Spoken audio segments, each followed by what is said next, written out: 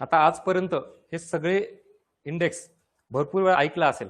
आज first time तुम्हाला हे डिकोड करतो की ह्यामध्ये नेमका फरक काय आणि सेग्रिगेशन काय करायचंय. आता PQLI ला पूर्ण बाजूला ठेवा, त्याचा आणि आपला HDRचा संबंध आहे का? नाही. त्यामुळे तो झाला, संपला, बघितला, लॉक करून टाका. आता मी इथं HDI ला परत घेणार मध्ये.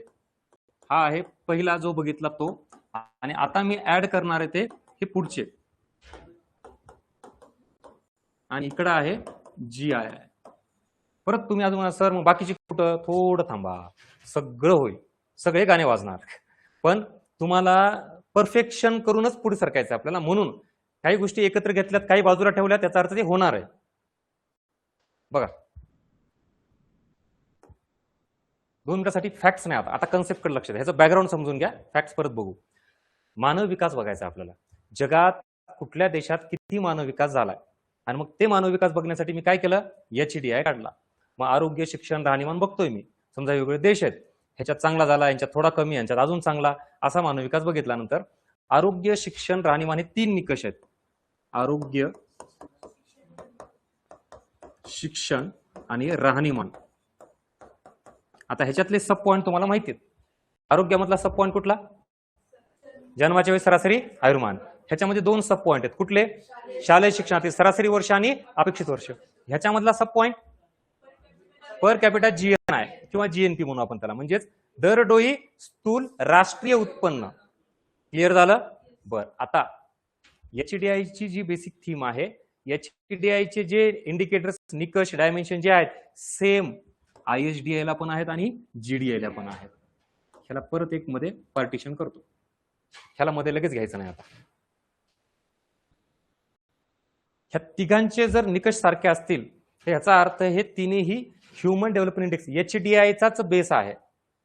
पण मग प्रॉब्लेम असा झाला, जसं आपण म्हणलं की आधी मी इकॉनॉमिक ग्रोथ कन्सेप्ट बघितली, पण त्यात मला काही दोष जाणवला, मग मी इकॉनॉमिक डेव्हलपमेंटकडे गेलो. त्यात परत अजून मला काहीतरी इम्प्युरिटीज बाहेर काढून इम्प्रुव्हमेंट करायची होती, मग मी ह्युमन डेव्हलपमेंटकडे गेलो. तसंच HDI जो होता तो जनरल काढला जायचा पूर्ण देशाचा, आरोग्य, शिक्षण, राहणीमान याच्यामध्ये. उदाहरणार्थ जर मी असं म्हणलं, आधीच्या तुलनेत समजा आधी 50% लोक साक्षर होते, आता 7 झाले, आता 70 झाले. ह्याचा अर्थ शिक्षण सुधारतंय का? म्हणजे साक्षरता किंवा एज्युकेशन हा फॅक्टर चांगला आहे, म्हणजे याचा अर्थ मानव विकास होतोय. पण हे इथं दिसलं. आता पुढे असा लक्षात आला प्रॉब्लेम की हे जे शिक्षण आहे हे ठराविक देशातील लोकांनाच मिळालं, शहरात जास्त उपलब्ध आहे, ग्रामीण भागात नाहीये. आता कळालं का? त्यात पुरुषांमध्ये जास्त आहे, स्त्रियांमध्ये नाहीये. म्हणजेच या मानव विकासामध्ये काहीतरी असमानता आपल्याला बघावी लागेल. जी कुठली असमानता आहे?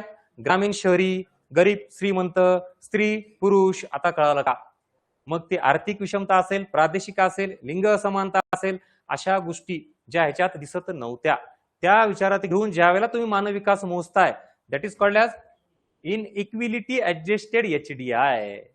त्याच्या नावातच उत्तर आहे का?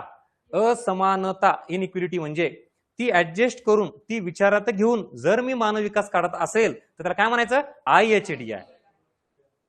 बरं, ह्याच्यात आता कुठली असमानता? तर स्पेसिफिक एक नाही. म्हणजे उगाच असं मी म्हणतो की फक्त जेंडर इनइक्विलिटी घेतली का?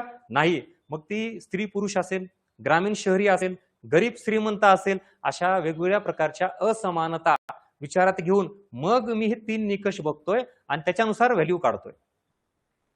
उदाहरणार्थ शिक्षणाचं झालं, आता आरोग्याचं. शहरात आरोग्य सुविधा जास्त चांगल्या आहेत की ग्रामीण भागात? श्रीमंताला इझिली अवेलेबल आहेत का गरीबांना? श्रीमंताला. मग भारतामध्ये आधीच्या तुलनेत हॉस्पिटल, आरोग्य सुविधा सुधारली का? यस. पण ती सगळ्यापर्यंत पोहोचली का? म्हणजेच ती असमान आहे. शिक्षणाचं पण तसंच झालंय, उत्पन्नाचं पण तसंच झालंय. सो हे HDI मध्ये दिसलं का? नाही. म्हणून पुढे गरज पडली HDI ला इम्प्रूव्ह करण्याची आणि ISDI आला. बेसिक थीम क्लिअर झाली. पुढं आता हे जे मी म्हणलं, परत मी मानव विकासाकडे घेऊन जाईल. ग्रामीण भागात राहणारा व्यक्ती हा मानव नाही का? आहे ना. म्हणजेच मानव विकासामध्ये काय इन्क्लूड आहे? देशातील सगळे व्यक्ती. म्हणून आपण ISDI कडे आलोय. त्यात मग पुन्हा अजून असं लक्षात आलं की विशेषतः मानव विकासामध्ये मेल फिमेल जर आपण बघितलं तर प्रत्येक गोष्टीत पुरुषच पुढे आहेत, महिला मागे आहेत, मुली मागे आहेत. आणि म्हणून पुन्हा लक्षात आलं की मानव विकासामध्ये अजून एक फॅक्टर इम्पॉर्टंट विचारात घ्यावा लागेल, तो म्हणजे जेंडर इनइक्विलिटी, लिंग असमानता. आणि ती कन्सेप्ट विचारात घेऊन ज्या वेळेला तुम्ही मानव विकास मोजता त्याला काय म्हणायचं, जेंडर डेव्हलपमेंट इंडेक्स. मग याचा सुद्धा निकष तोच आहे. मग मी तर असं म्हणलं मेलचा HDI आणि फिमेलचा HDI, ह्याच्यासाठी सुद्धा मी आरोग्य शिक्षण राहणीमान विचारात घेतले, याच्यासाठी सुद्धा आरोग्य शिक्षण राहणीमान विचारात घेतलं. मग जर ह्याची व्हॅल्यू जास्त आली आणि ह्याची कमी आली तर महिलांचा विकास कमी झाला आरोग्यामध्ये, शिक्षणामध्ये आणि उत्पन्नामध्ये. मग हे कशावरून कळतं, GDI वरून कळतं. सो इथं मी असमानता विचारात घेतली ती जनरल सगळीच, इथं असमानता विचारात घेतली ती फक्त जेंडर. आता लक्षात आलं का?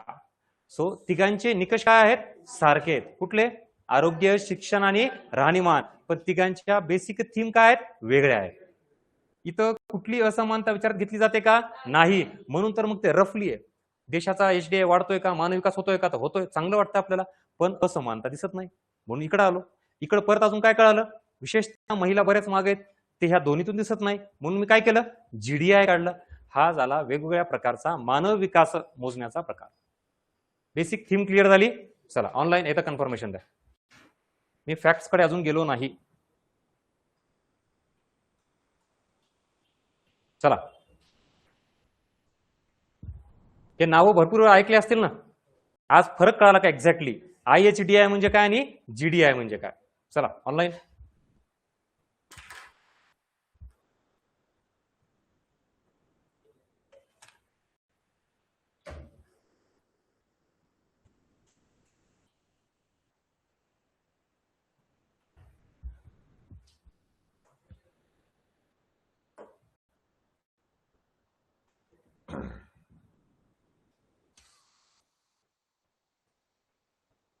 बर, आता कन्क्लुजन बघा. म्हणजे हे झालं आता एवढं सगळं सर भारी वाटलं, कळालं मला डिफरन्स. आता आयोगाचे वाक्य बघा. मी जर असं म्हणलं समजा HDI मी काढला आणि समथिंग भारताची रँकिंग मूल्य आलं 0.7, 8 व्हॉट एव्हर, मग मी IHDI पण काढला, आता ह्याचं पण मूल्य काढलं, तर ह्याची व्हॅल्यू जास्त असेल का IHDI ची व्हॅल्यू जास्त असेल? चला ऑनलाईन द्या उत्तर. आणि हे ठरवता येणं म्हणजे मग आयोगाचा आता रिसेंट पॅटर्न, कशापेक्षा काय मोठं, नेहमीच कमी नेहमीच जास्त, हे कन्क्लुजन. साहजिक आहे. मी जर म्हणलं HDI काढलं, चांगली रँकिंग आपली 0.800च्या आसपास म्हणू आपण फॉर एक्झाम्पल, बरं का, म्हणजे चांगलं देश प्रगत करतोय, मानव विकास चांगला झालाय. पण मग मी आता असमानता विचारात घेतली की आता तुम्ही काय करणार, खाली सरकणार. म्हणजे ह्याची व्हॅल्यू काय असणार, ह्याच्यापेक्षा कमी असणार, कारण ती असमानता आपण विचारात घेतली आणि त्यामुळे आपल्याला HDI ची व्हॅल्यू कमी दिसून येईल. सॉरी, IHDI ची व्हॅल्यू कशाच्या तुलनेत, HDI च्या तुलनेत. हे सांगता येणं म्हणजे प्रॉपर अंडरस्टँडिंग होणं. आणि सेम त्यालाही तेच लागू होतं तिकडं. आता इथं मी जर असं म्हणलं, मी दोघांचा सेपरेट HDI काढतोय. ह्याचा HDI म्हणजे आरोग्य शिक्षण राहणीमान, त्याच्यावरून मी ह्याची व्हॅल्यू वेगळी काढली, आणि ह्याला आरोग्य शिक्षण राहणीमान ह्याची व्हॅल्यू वेगळी काढली. आता इथं कोणाची व्हॅल्यू कमी असेल, फिमेलची असणार. आरोग्य शिक्षण राहणीमान बरोबर, कोणाची जास्त असणार, मेलची, कारण आपण जेंडर आधारावर हे काढतोय.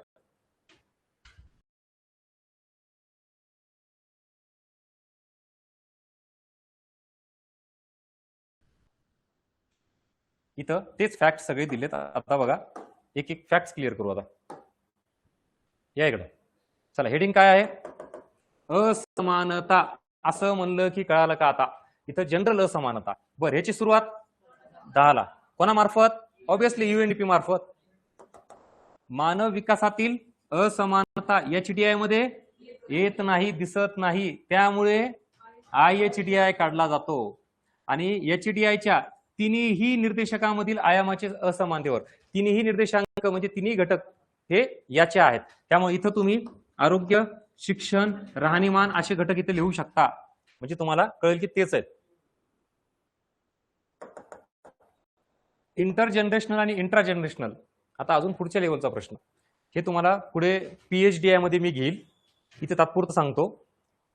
इंटर जनरेशनल आणि इंट्रा जनरेशनल म्हणजे जनरेशन म्हणजे पिढी. आत्ताची जी सध्याची पिढी आहे आपली, जी सगळ्या देशामध्ये, ह्याला आपण पिढी म्हणतो सध्याची, येणारी पुढची जनरेशन. मग हा जो निर्देशांक आहे कुठलाही आपण जे मोजतोय, त्याची तुलना ह्या पिढीची आणि पुढच्या पिढीसोबत करतो का फक्त आपापल्या सोबत करतो, आपापल्या सोबत. म्हणजे ह्याला काय म्हणायचं, इंट्रा जनरेशन. हे इथं.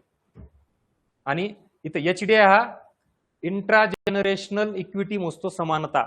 म्हणजे आपल्या आत्ताच्याच पिढीमध्ये किती लोक विकसित आहेत आणि किती अविकसित, म्हणजे मानव विकासामधील समानता, मानव विकासामधील इक्विटी असा त्याचा अर्थ घ्यायचा. पीएचडीआय मध्ये अजून सांगेल व्यवस्थित तुम्हाला. प्लॅनेटरी ऍडजस्टेड जो शेवटचा एचडीआय आहे तो, कारण तो ह्याच्यावरच आधारित आहे. हे वाक्य बघा, जर एचडीआय आणि आयएचडीआय समान असेल याचा अर्थ काय? मानव विकास काय होतोय? समान होतोय. म्हणजे फक्त ठराविक लोकांचा नाही, ते शिक्षण आरोग्य सगळ्यापर्यंत पोहोचतंय. या दोघांमधील तफावत जेवढी जास्त याचा अर्थ तेवढी असमानता जास्त. ठीक आहे. आणि इथं हा पॉइंट महत्वाचा आहे बघा, देशाचे एचडीआय मूल्य जास्त असणे म्हणजे देशातील सर्वच लोकांचे राहणीमान शिक्षण दर्जा चांगलाच आहे असे नाही. हे जे वाक्य आहे हे चूक आहे की बरोबर? ऑनलाईन पुन्हा सर तुमच्या पुस्तकात आहे म्हणल्यावर बरोबर असणार, म्हणा कशाला चूक असेल. पण मी म्हणतो प्रिंट मिस्टेक झाली. आता सांगा, हा काय प्रिंट मिस्टेक वगैरे काय नाही, स्टेटमेंट करेक्ट आहे. कारण शेवट महत्वाचा आहे. जर मी आता असं म्हणलं, हा हे नाही असं म्हणलं, आता स्टेटमेंट करेक्ट और रॉंग? आता सुद्धा स्टेटमेंट काय असणार? चला सेम वाक्य, मी फक्त शेवट बदलला. आता मात्र चुकीचं विधान. का बरं? आता अर्थ काय होतो बघा, एचडीआय ची मूल्य जास्त असते म्हणजे देशातील सर्वच लोकांचं राहणीमान शिक्षण आरोग्य दर्जा चांगला आहे असं असतं. स्टेटमेंट चुकीचं आहे. मग आयएचडीआय कशाला काढला? एचडीआय मध्ये हाच तर प्रॉब्लेम आहे. तुमचा एचडीआय चांगला म्हणजे सगळ्याच लोकांचं आरोग्य शिक्षण राहणीमान चांगलं असं असतं का? नाही. म्हणून हे ह्याला धरून आता वाक्य बरोबर आहे. विचार करा, असे वाक्य अगोदर जर तुमच्या समोर आले असते तर काय अर्थ काढायचा, ह्याला काय म्हणायचं, एचडीआयचा आणि आयएचडीआयचा काय संबंध आहे, हे लक्षात येत नाही. फरक जाणवतोय? आणि असेच वाक्य आयोगाचे असतात का? हे नेमकं समजत नाही लवकर ह्यांना काय म्हणायचं ते. सो कन्सेप्ट क्लिअर पाहिजे. एचडीआय मार्फत एका ठराविक देशांतर्गत असलेली मानव विकासातील असमानता मोजल्या येते, ते देशांतर्गत आहे. पुढं हा, सो अशा पद्धतीनं हा झाला आता पूर्ण आयएचडीआय तुलना करून.